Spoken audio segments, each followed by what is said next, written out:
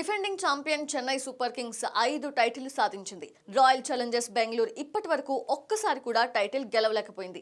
16 ఏళ్ల నుంచి ఫేవరెట్ గా ఆర్సీబీ బరిలోకి దిగుతున్న కప్ ని ముద్దాడలేకపోతోంది. దీంతో ఓ ఆర్సీబీ వీరాభిమాని మహేంద్ర సింగ్ ధోనీని బెంగళూరు జట్టులోకి రావాలి అని ఓ ఈవెంట్ వేదికగా కోరాడు. ఆర్సీబీకి నేను డైహార్డ్ ఫ్యాన్. 16 ఏళ్ల నుంచి బెంగళూరు జట్టుకే మద్దతు ఇస్తున్నా.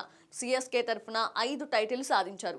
అలాగే ఆర్సీబీకి వచ్చి మాకు ఒక్క ట్రోఫీ అందించండి అని ధోనీని ఓ అభిమాని అడిగాడు. దీనికి ధోనీ చాలా వివరంగా బదులిచ్చాడు.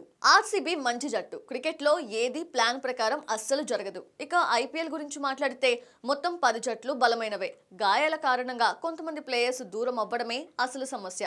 ఐపీఎల్లో ఛాంపియన్ గా నిలవడానికి ప్రతి జట్టుకి సమాన అవకాశాలున్నాయి. ప్రెజెంట్ నా జట్టు విషయాల గురించి ఆందోళన చెందుతున్నా అని ధోని పేర్కొన్నాడు. ఇక ప్రతి టీమ్ కి ఆల్ ది బెస్ట్. ఇప్పుడు ఇంతకంటే ఎక్కువ ఏం చెప్పలేను.